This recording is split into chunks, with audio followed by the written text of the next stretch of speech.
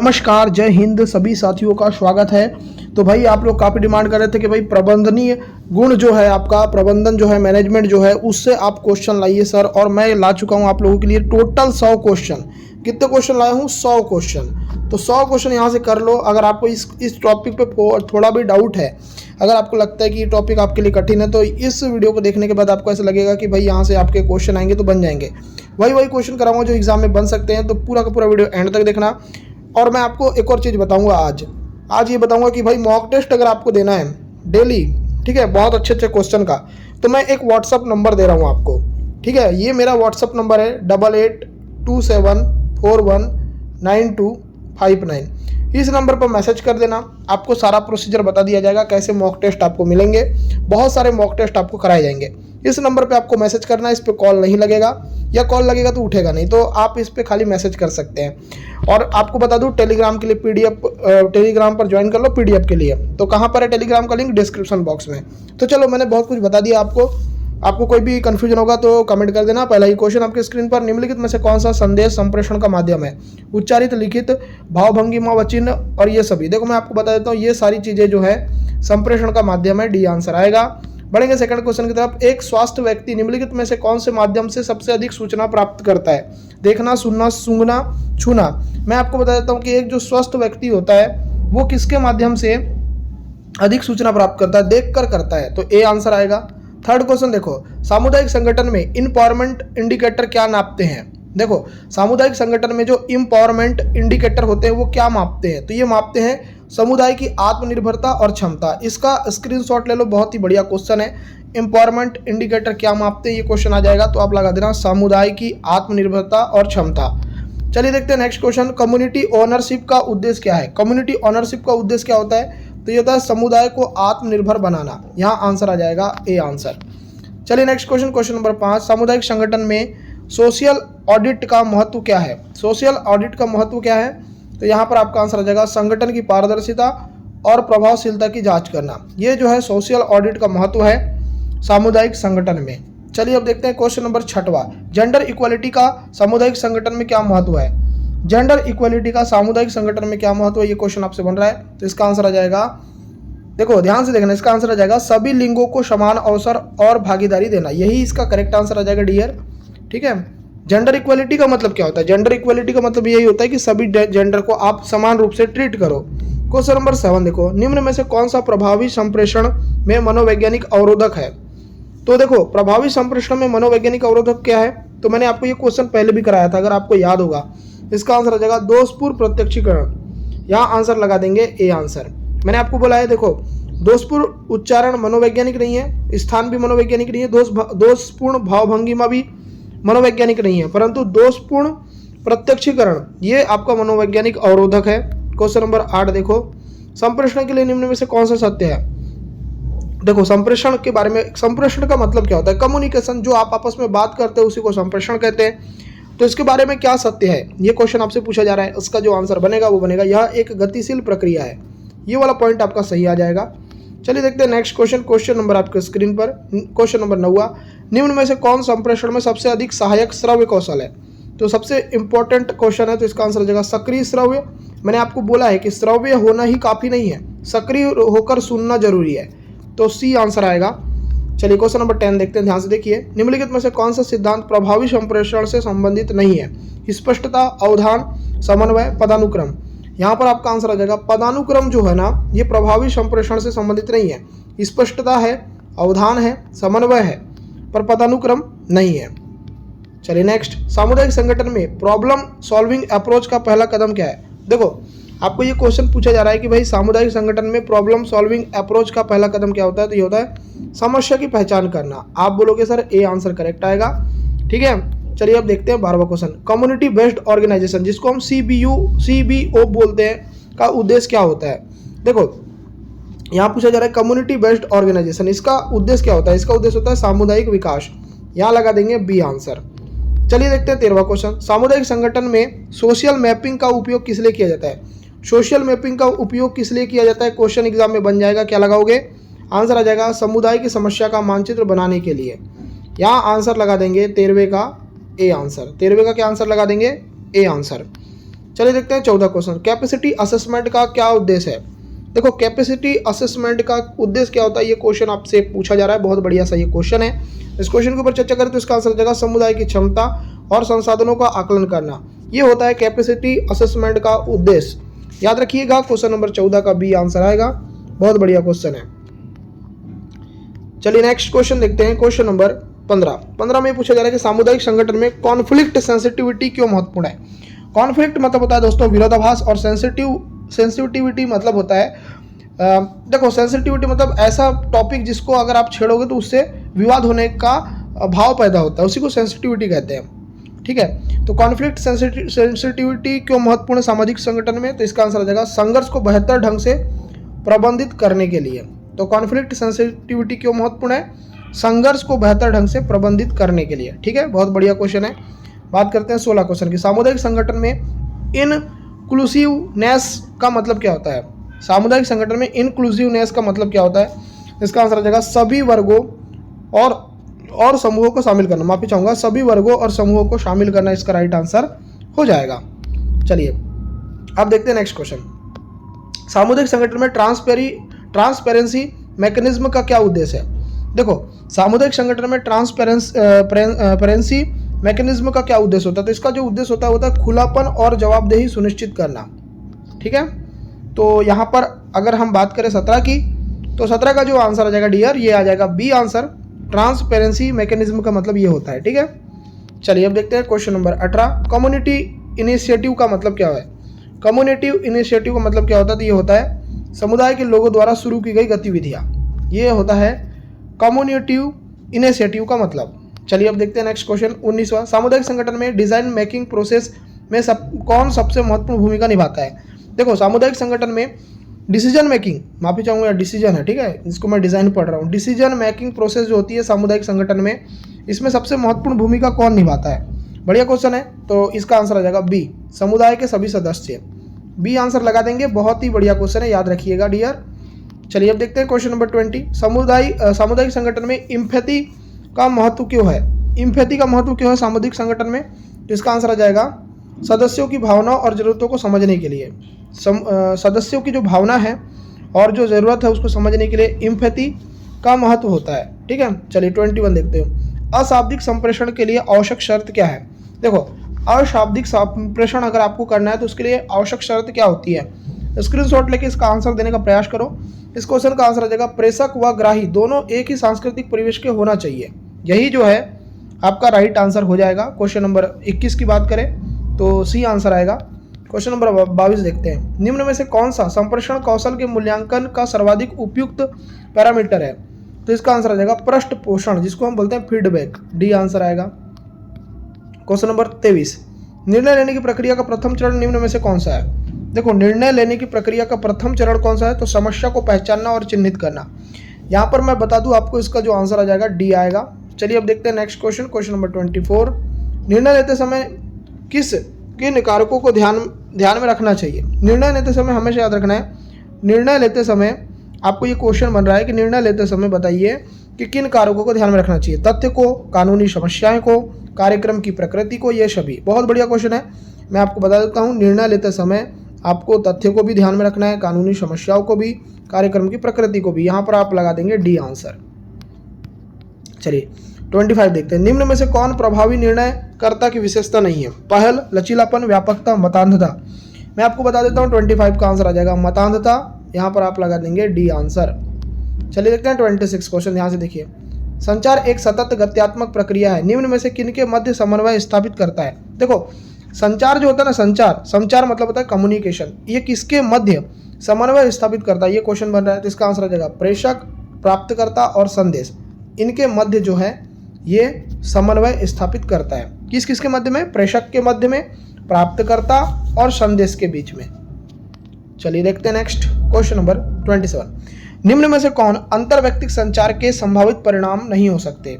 क्या नहीं हो सकते? तो इसका आंसर आ जाएगा श्रोता संदेश से ना तो सहमत हो ना ही असहमत। यही जो है अंतर्व्यक्तिक संचार के संभावित परिणाम नहीं हो सकते।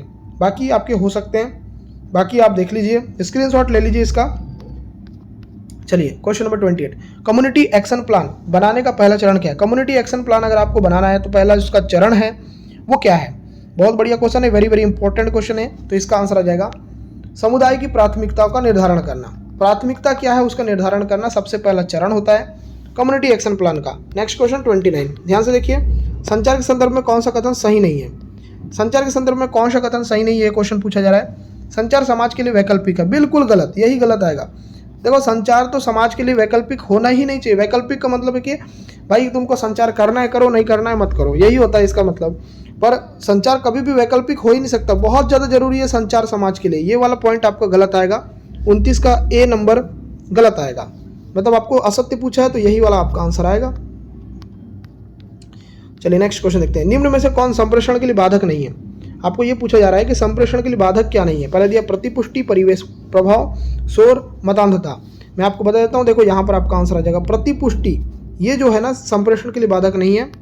चलिए नेक्स्ट क्वेश्चन, संप्रेषण का सही अनुक्रम क्या है? मैंने ये क्वेश्चन आपको पहले भी कराया है, अगर आपने मेरी क्लास देखा है तो आपको पता होगा कि संप्रेषण का सही क्रम अगर आपको पूछा जाए, सबसे पहले प्रेषक होता है, फिर संदेश होता है, फिर पाने वाला होता है, यही इसका सही क्रम होता है। तो याद रखना सी आएगा, प्रेषक, संदेश, पाने वाला। चलिए नेक्स्ट 32, निम्नलिखित में से कौन सा संप्रेषण प्रभावी होता है? कौन सा संप्रेषण प्रभावी होता है, ये क्वेश्चन अगर आपसे पूछ लिया जाए, आप लगाना जब बोलने व सुनने वाले की योग्यता समान होती है। याद रखना वो संप्रेषण सबसे ज़्यादा प्रभावी होता है जब बोलने और सुनने वाले की क्षमताएं समान होती है। चलिए अब देखते हैं नेक्स्ट क्वेश्चन, और नेक्स्ट क्वेश्चन आपसे ये बन रहा है, निम्न में से कौन सा संप्रेषण संदर्भ नहीं है? धार्मिक संदर्भ, भौतिक व पर्यावरणीय, सामाजिक संदर्भ, मनोवैज्ञानिक संदर्भ। संप्रेषण के संदर्भ में क्या नहीं है? तो धार्मिक संदर्भ नहीं होता, बाकी भौतिक और पर्यावरणीय होता है, सामाजिक भी होता है और मनोवैज्ञानिक भी होता है, परंतु संप्रेषण के संदर्भ में जो नहीं है वो है धार्मिक संदर्भ। चलिए 34 क्वेश्चन देखते हैं, ध्यान से देखिए, निम्न में से कौन सा अशाब्दिक संप्रेषण का स्रोत है? उदाहरण देना, चित्रमय प्रदर्शन, कहानी सुनाना, प्रश्न पूछना। इसका जो आंसर आ जाएगा चित्रमय प्रदर्शन, ये जो है अशाब्दिक संप्रेषण का स्रोत है। देखो आप चित्रों के माध्यम से अगर किसी चीज को समझ जा रहे हो तो आप बोलोगे भाई यहाँ पर तो हमको वर्ड की जरूरत नहीं पड़ी, तो ये अशाब्दिक संप्रेषण हो गया।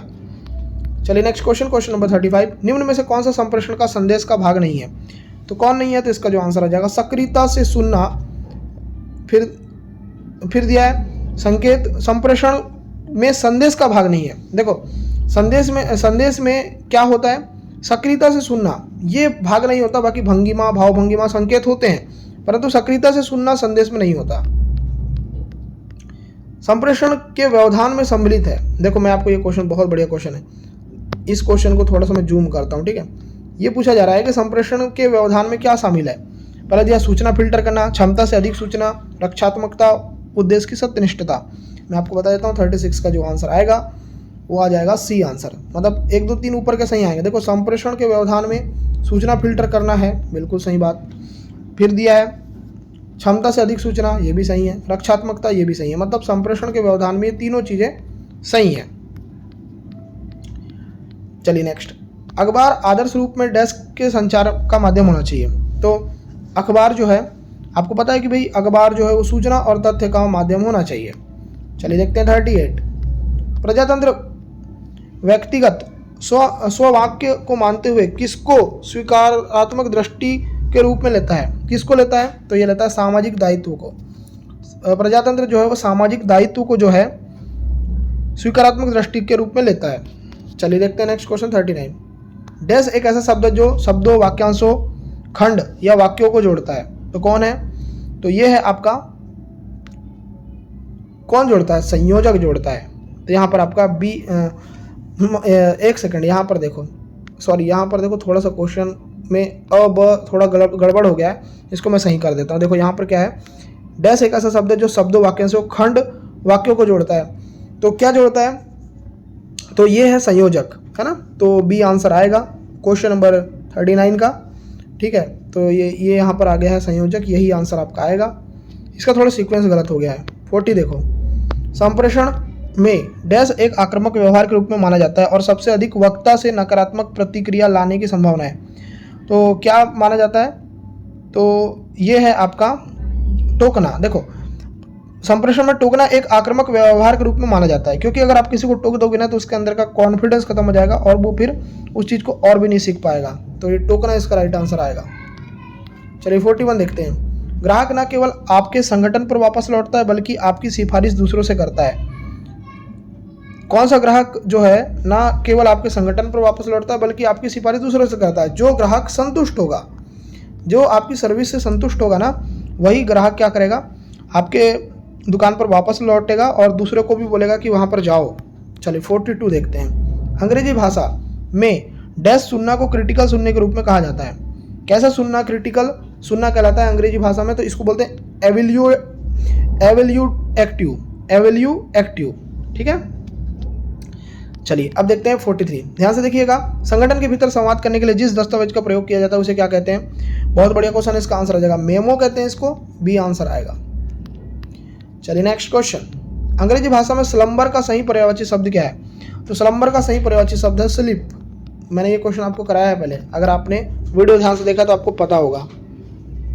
चलिए अब देखते हैं नेक्स्ट क्वेश्चन, क्वेश्चन नंबर 45। मौखिक संचार की हानि की पहचान करें। मौखिक संचार की हानि की पहचान करना है।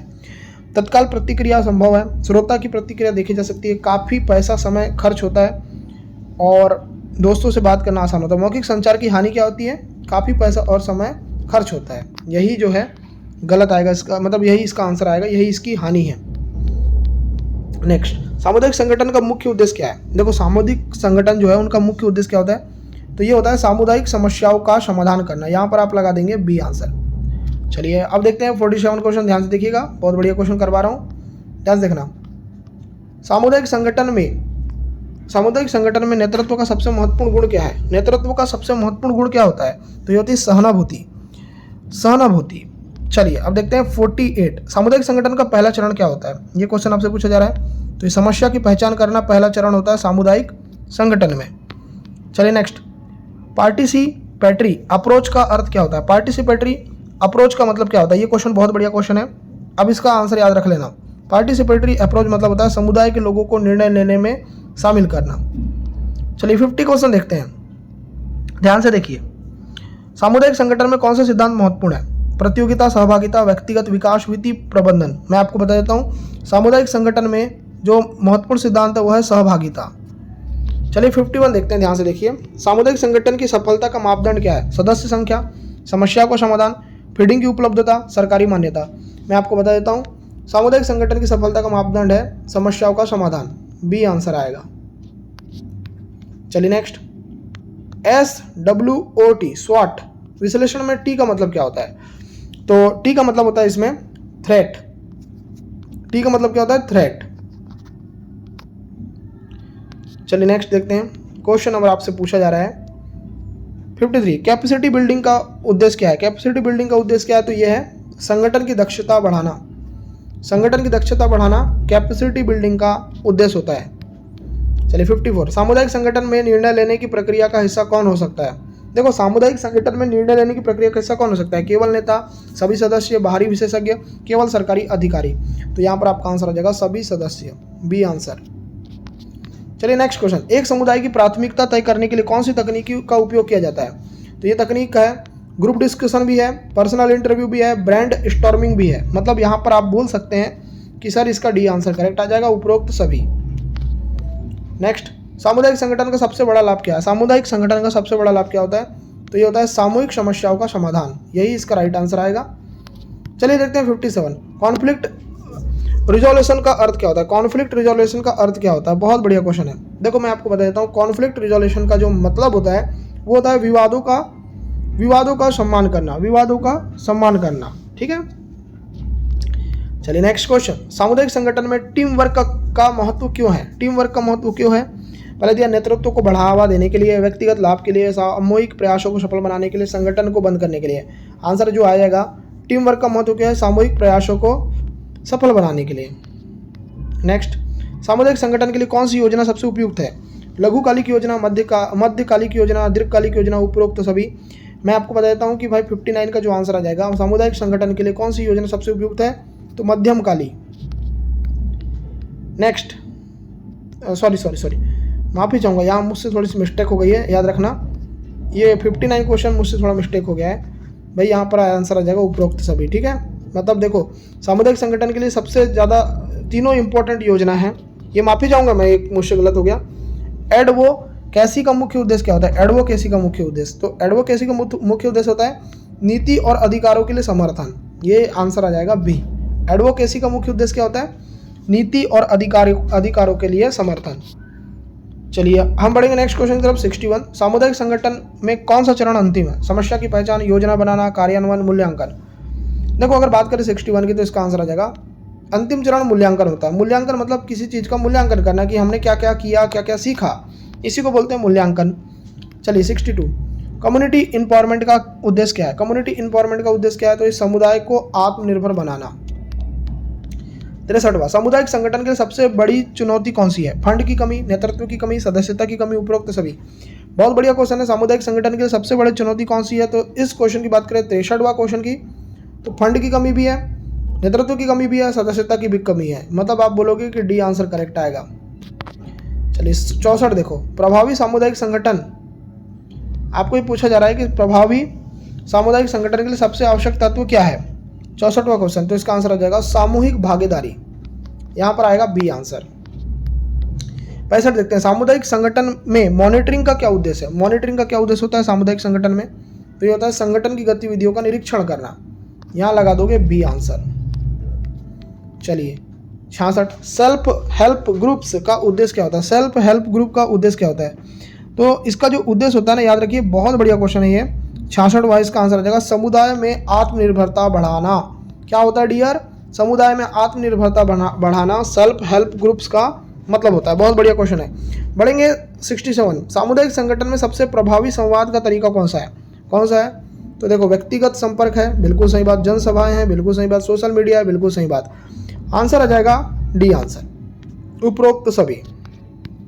68 देखते हैं, सस्टेनेबिलिटी का क्या अर्थ होता है? सस्टेनेबिलिटी का अर्थ क्या होता है? देखो 68 का आंसर आ जाएगा दीर्घकालिक विकास। याद रख लेना, एग्जाम में ये क्वेश्चन बनेगा। सस्टेनेबिलिटी का मतलब पूछेगा, आप लगा लेना दीर्घकालिक विकास।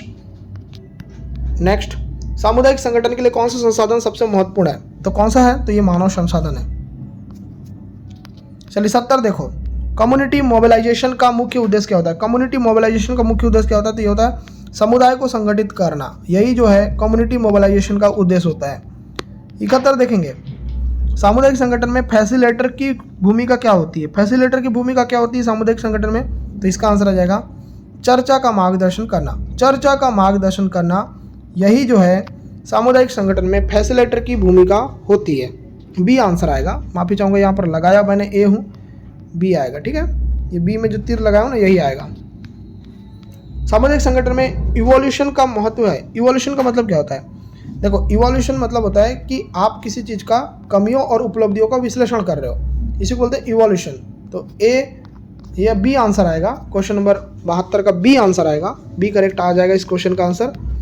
73, सामुदायिक संगठन में ग्रुप डायनेमिक्स का क्या अर्थ है? देखो ग्रुप डायनेमिक्स का अर्थ क्या होगा? तो इसका अर्थ होता है समूह के भीतर सहयोग और बातचीत, यही होता है इसका मतलब। ठीक है, चलिए 74 देखते हैं, सामुदायिक संगठन में ट्रांसपेरेंसी का अर्थ क्या होता है? तो ट्रांसपेरेंसी का अर्थ होता है निर्णयों और कार्यों को खुला रखना। 74, कैपेसिटी बिल्डिंग वर्कशॉप का उद्देश्य क्या है? तो 75 क्वेश्चन की बात करें तो इसका आंसर आ जाएगा सदस्यों की क्षमता को सुधारना। यही होता है कैपेसिटी बिल्डिंग का उद्देश्य। नेक्स्ट, सामुदायिक संगठन में एडवोकेसी कैंपेन का उपयोग कब किया जाता है? एडवोकेसी कैंपेन का उपयोग कब किया जाता है? इसका आंसर आ जाएगा नीतियों और अधिकारों के लिए समर्थन में। ए आंसर आएगा। नेक्स्ट 77, सामुदायिक संगठन में रिसोर्स मोबिलाइजेशन का मतलब क्या होता है?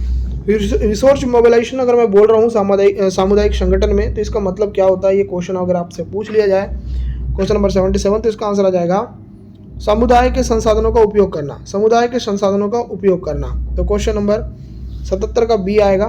बी आएगा राइट आंसर। नेक्स्ट 78, सामुदायिक संगठन में पार्टनरशिप क्यों महत्वपूर्ण है? पार्टनरशिप क्यों महत्वपूर्ण है? 78, इसका आंसर आ जाएगा सहयोग बढ़ाने के लिए।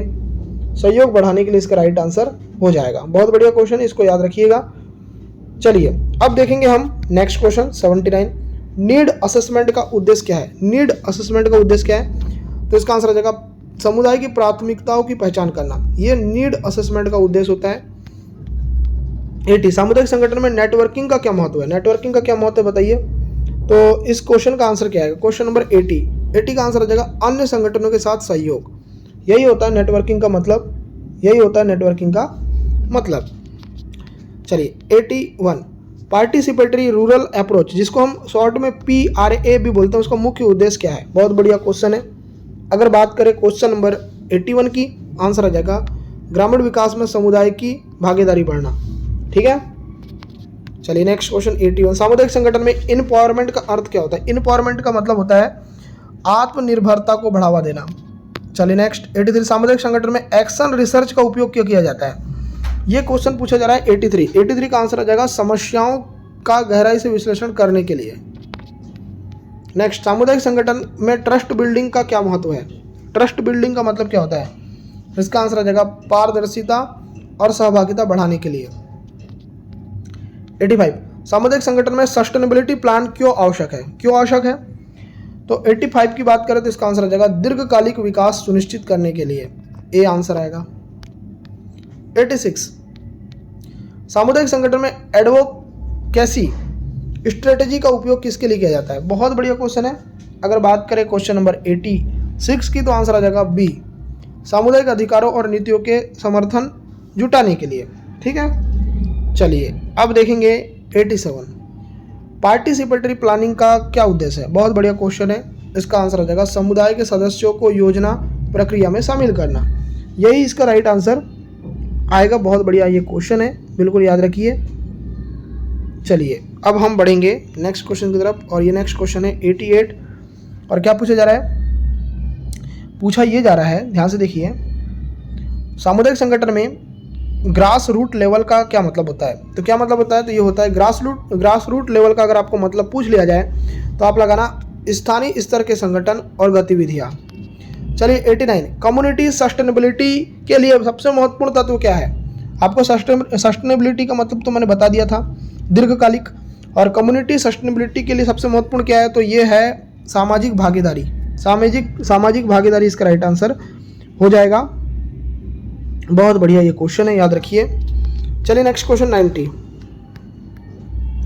सामुदायिक संगठन में रिस्क असेसमेंट क्यों किया जाता है? क्यों किया जाता है? तो इसका आंसर आ जाएगा संभावित जोखिमों को पहचानने और योजना बनाने के लिए। चलिए अब देखते हैं नेक्स्ट क्वेश्चन 91 समुदाय में संसाधनों का मानचित्रण का उद्देश्य क्या है? तो यह है उपलब्ध संसाधनों की पहचान करना। 92 देखते हैं सामुदायिक संगठन में सामाजिक न्याय का क्या महत्व है? तो इसका जो आंसर आ जाएगा सभी के लिए समान अवसर सुनिश्चित करना। 93 सामुदायिक संगठन में आधार रेखा सर्वेक्षण क्यों किया जाता है? तो ये किया जाता है समस्या की स्थिति का अध्ययन करने के लिए। 94 सामुदायिक संगठन में फीडबैक का उपयोग क्यों किया जाता है? फीडबैक का मतलब होता है कि सुधार की संभावनाओं को समझने के लिए। फीडबैक आपको पता है ना कि जब आपको कोई सर्विस देता है तो लास्ट में वो आपसे बोलता है कि भाई हमारी सर्विस कैसे लगी, फीडबैक दो। तो वही होता है फीडबैक का मतलब। चलिए नेक्स्ट क्वेश्चन सामुदायिक भागीदारी कम्युनिटी पार्टिसिपेशन के बिना कौन सा कार्य कठिन होता है? तो कौन सा कार्य कठिन होता है ये आपको बताना है। तो मैं आपको बता देता हूँ, इसका आंसर आ जाएगा योजना बनाना भी कठिन होता है, समस्या को समाधान भी कठिन होता है, नेतृत्व प्रदान करना भी कठिन होता है। आंसर आ जाएगा डी। चलिए नेक्स्ट सामुदायिक संगठन का सबसे महत्वपूर्ण पहलू कौन सा है? तो कौन सा है? तो इसका जो आंसर आ जाएगा आपको बता देता हूँ 96 का आंसर आ जाएगा बी, संवाद और सहभागिता। संवाद और सहभागिता सामुदायिक संगठन का सबसे महत्वपूर्ण पहलू है। ये भी बहुत बढ़िया क्वेश्चन है, याद रखिएगा। 97 कॉन्फ्लिक्ट मैनेजमेंट का उद्देश्य क्या है? कॉन्फ्लिक्ट मैनेजमेंट का उद्देश्य क्या होता है? तो याद रखना, ये बहुत ही बढ़िया क्वेश्चन है। इसका जो आंसर आ जाएगा संघर्षों को शांतिपूर्ण ढंग से सुलझाना। यही होता है कॉन्फ्लिक्ट मैनेजमेंट का उद्देश्य। ये क्वेश्चन बहुत इंपॉर्टेंट है भाई। 98 कम्युनिटी डेवलपमेंट का आधार क्या है? तो ये क्या है इसका आधार? तो कम्युनिटी डेवलपमेंट का जो आधार है वो क्या है? तो इसका आंसर आ जाएगा सामूहिक प्रयास। 99 एक सफल सामुदायिक संगठन में कौन सा गुण आवश्यक है? तो ये है पारदर्शिता। आज का अंतिम क्वेश्चन देखिए, बहुत ही बढ़िया क्वेश्चन है। सामुदायिक संगठन में एक्शन प्लान का महत्व क्या है? एक्शन प्लान का महत्व क्या है? तो इसका जो आंसर आ जाएगा कार्यों को संरक्षित करना। बी आंसर आएगा। तो सारे के सारे क्वेश्चन करा दिए मैंने आपके प्रबंधन से रिलेटेड। अगर आपको और भी क्वेश्चन करने हैं तो आप कमेंट करिए, आपको और भी क्वेश्चन कराए जाएंगे। इस वीडियो को देखने के लिए आपका धन्यवाद। आपका दिन शुभ हो।